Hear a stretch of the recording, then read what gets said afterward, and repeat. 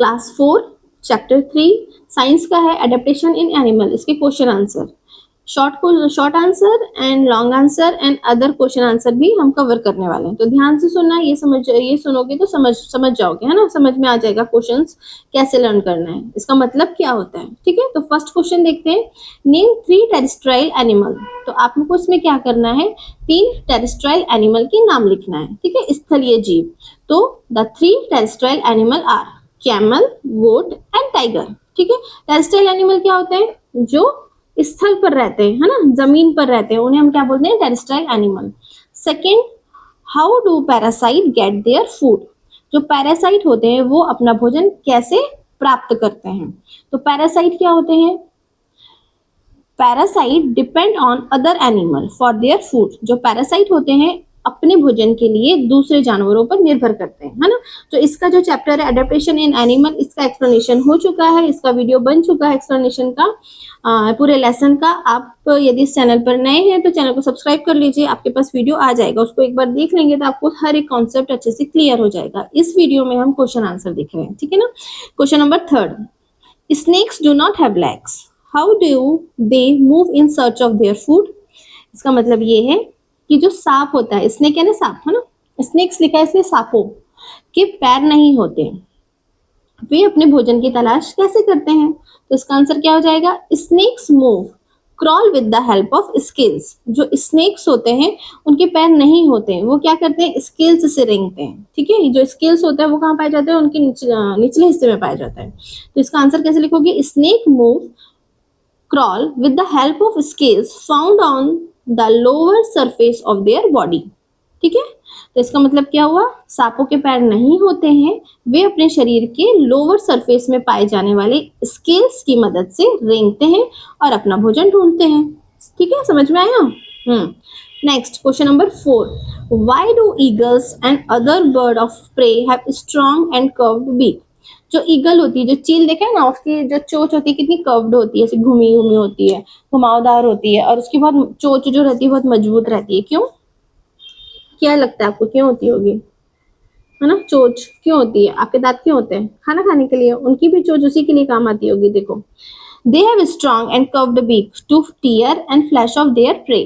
ठीक है, तो शिकारी पक्षियों को चोंच मजबूत और घुमावदार होती है ना, ताकि वे अपने शिकार का मांस आसानी से फाड़ सके, ताकि वो, उनकी जो चोंच होती है इतनी घुमावदार और इतनी पैनी होती है ताकि वो अपने शिकार को अच्छे से फाड़ सके, है ना। जब तो खाएंगे इतना ऐसा सेका कैसा खाएंगे पूरा का पूरा, ठीक है ना, इसलिए भगवान ने उनको ऐसा चोंच बनाकर दिया है। Question number 5, why do some animal migrate. अब क्या होता है कि कुछ जानवर माइग्रेट हो जाते हैं, माइग्रेट यानी कि जहां पर वो रहते हैं उस अपने स्थान को छोड़कर दूसरे स्थान पर चले जाते हैं। क्यों क्यों, इसका रीजन देखते हैं। देखो, जानवर जो रहते हैं वो भी एक जगह नहीं रहते हैं, कभी उनको ऐसी कंडीशन आ जाती है तो उनको अपनी जगह पर छोड़ना पड़ता है। तो इसका आंसर क्या होगा, animals migrate in search of food, water and suitable climate.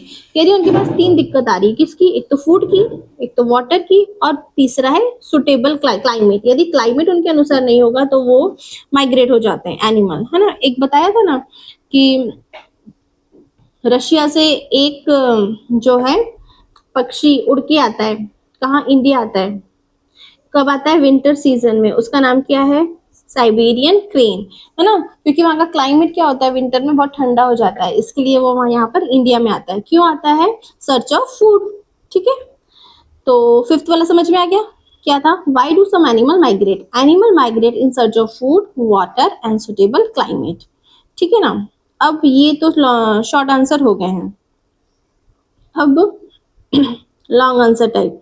यदि यदि वीडियो पसंद आया हो तो चैनल को सब्सक्राइब करिए, आपको ऐसे ही क्वेश्चन आंसर की वीडियो मिलते जाएंगे, ठीक है ना, इसका डिस्क्रिप्शन के साथ में। अब है आपका long answer type. Long answer type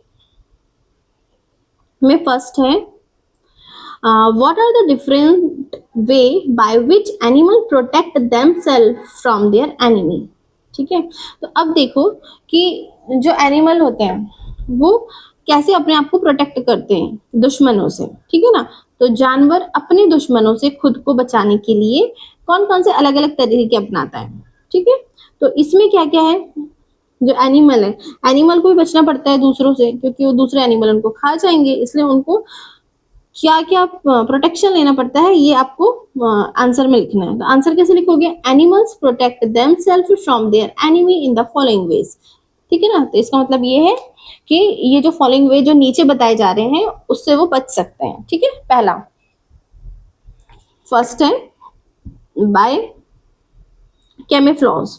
कैमेफ्लॉज का मतलब है छलावरण, blending in with their surrounding, यानी अपने आसपास के माहौल सराउंडिंग में घुल मिल जाना। ठीक है। सेकेंड है bye physical defence. Physical defence using sharp clause, horns and quills.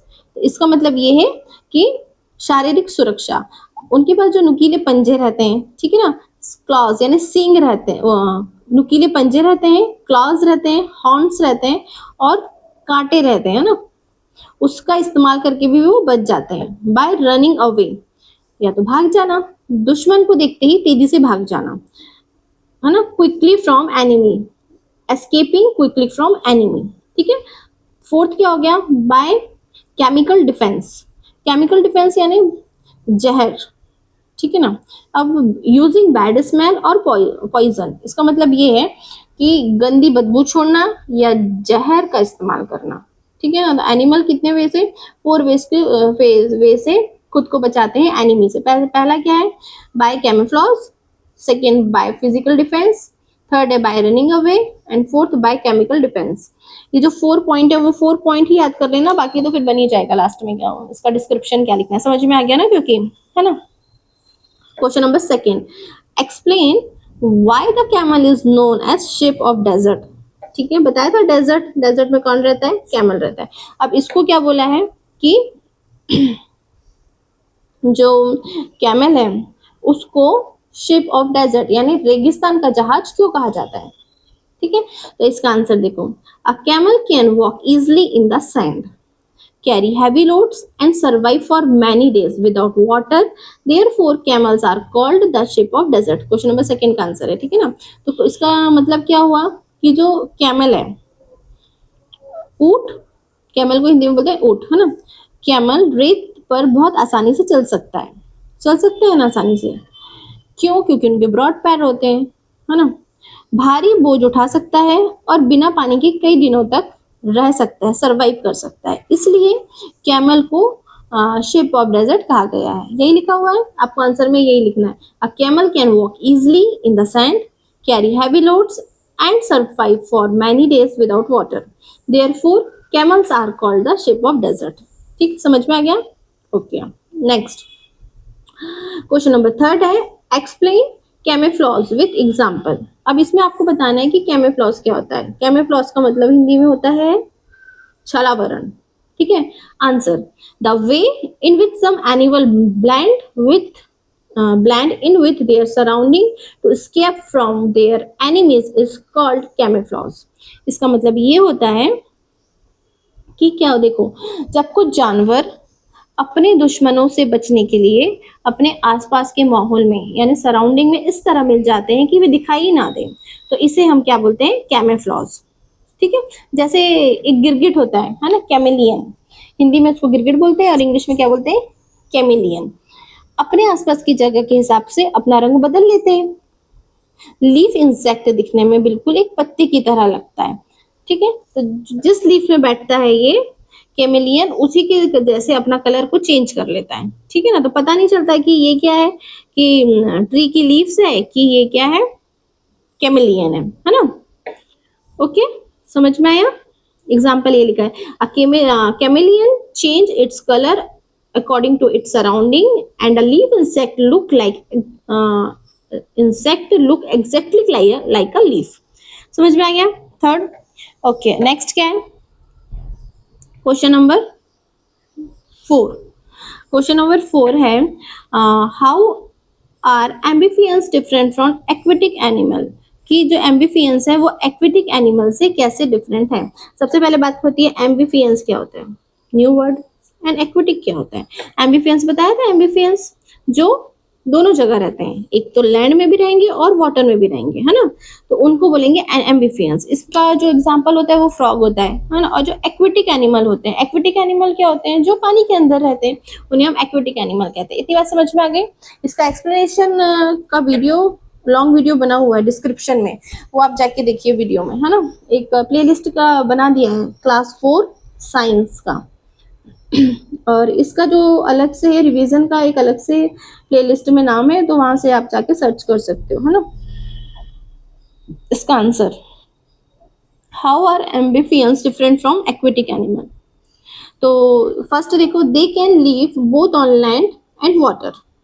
तो फर्स्ट वाला एम्फिबियंस है, तो वो क्या करता है कि लैंड में भी रह सकता है और वाटर में भी रह सकता है। जैसे फ्रॉग, फ्रॉग को देखियो ना, फ्रॉग यानी मेंढक, ये क्या करता है, कभी पानी में भी दिखता है और आपको ऊपर भी दिखता है। ये कहाँ, लैंड में दिखता है, जमीन में दिखता है। एक्वेटिक एनिमल का फर्स्ट पॉइंट है, दे can live only in water. जो एक्वेटिक एनिमल है वो क्या करेंगे, सिर्फ वाटर में रहेंगे, बाहर नहीं निकलेंगे।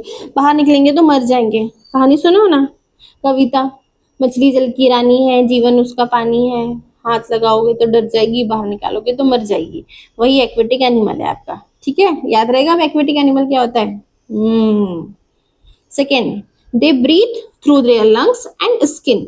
अब जो एम्फिबियंस है यानी फ्रॉग, ये ब्रीथ कैसे लेते हैं, लंग्स से लेते हैं या तो स्किन से लेते हैं। अब जो फ्रॉग है वो स्किन से कब लेता है और लंग्स से कब लेता है ब्रीथ। स्किन से कब लेगा, जब वो पानी के अंदर होगा, ठीक है। और जब वो पानी के बाहर आ जाएगा, तो हमारे जैसे हम भी लंग्स से ब्रीथ लेते हैं, तो फिर वो क्या करेगा, जो भी ब्रीथिंग का काम है उसके लंग्स से करेगा, ठीक है। Second, they breathe through their gills. अब जो एक्वेटिक एनिमल होते हैं उनके पास लंग्स का कोई कॉन्सेप्ट नहीं है, वो अपना जो ब्रीथ है वो किससे लेंगे, गिल्स से लेंगे, ठीक है। एग्जाम्पल, हाँ, एम्फिबियंस का बताया फ्रॉग है ना। और जो एक्वेटिक एनिमल है उसका क्या है, फिश है, फिश और वेल, है ना। Okay, question number 5। Question number 5 है, how do the following animal protect themselves from their enemy.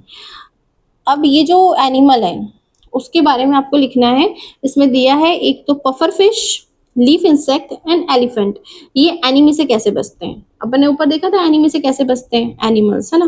तो अब इसमें क्या दे दिया है आपको, स्पेसिफाई कर दिया है कि जो एनिमल है कौन कौन से, पफर फिश, लीफ इंसेक्ट और एलिफेंट, ये अपने दुश्मनों से कैसे बचते हैं। देखते हैं आंसर। पफर फिश, यह दुश्मनों को देखकर अपने शरीर को फुला लेते हैं और जो कांटेदार बना लेते हैं, है ना। जो पफर फिश होता है, पफर फिश का डायग्राम देखना, बुक में बना हुआ है। इट पफ, आंसर लिखना है इसका इंग्लिश में, पफर फिश, इसका तो एक्सप्लेनेशन अभी दिया है, लेकिन लिखना आपको आंसर इसका ऐसा है, it puffs up its body, puffs यानी फुलाना, है ना। It puffs up its body and become spiky to scare away enemy, ठीक है। यह दुश्मन को देखकर अपने शरीर को फुला लेते हैं या पफ पफ कर लेते हैं ना, और कांटेदार बना लेते हैं, ठीक है। Second, leaf insect, second leaf insect है ना, हाँ, leaf insect. Leaf insect, it protect itself by looking exactly like a leaf. Leaf insect क्या होता है, यह दिखने में बिल्कुल एक पत्ते जैसा लगता है, जिससे दुश्मन इसे पहचान नहीं सकते। अभी हमने बताया, बात करी थी कैमिलियन की, वही है ये। नेक्स्ट है एलिफेंट। एलिफेंट कैसे एनिमी से बचता है अपने, यह अपनी मजबूत ट्रंक और बड़े दांतों से अपनी रक्षा करता है। तो ये है, it protect itself using its strong trunk and tusk, ठीक है। समझ में आ गया इतना। How do the following animal protect, puffer fish, leaf insect and elephant, हो गया। अब एडिशनल क्वेश्चन है इसमें चैप्टर में, वो भी देख लेते हैं। N ostrich can not fly in spite of having wings, explain why. जो ऑस्ट्रिच होता है उनके पास विंग्स होते हैं लेकिन वो उड़ नहीं सकता, क्यों। देखो, जो ऑस्ट्रिच देखा है ना, यानी शुतुरमुर्ग, उड़ नहीं सकता, क्यों, क्योंकि उसका जो शरीर होता है बहुत हैवी होता है और उड़ने के हिसाब से उसके पंख बहुत छोटे होते हैं, ठीक है। इसका यही आंसर लिखना है। An ostrich can not fly because its body is very heavy and its wings are too small for flying. समझ में आ गया ना, ऑस्ट्रिच क्यों नहीं उड़ता है, क्योंकि बहुत भारी होता है, बहुत वेटेड होता है, और जो उसके पंख होते हैं उसके जो वेट की तुलना में बहुत छोटे छोटे होते हैं, कैसे उड़ेगा वो, नहीं उड़ सकता। Question number 2, what would happen if a fish is taken out of water? यदि फिश को पानी से बाहर निकाल दिया जाए तो क्या होगा। बताओ क्या होगा? A fish would not be able to breathe and will die because its gills cannot only observe oxygen from water. यदि फिश को पानी से बाहर निकाल दिया जाए तो फिश क्या करेगी? ब्रीथ नहीं ले पाएगी, ब्रीथ ना लेने के कारण वो मर जाएगी। समझ में आ गया?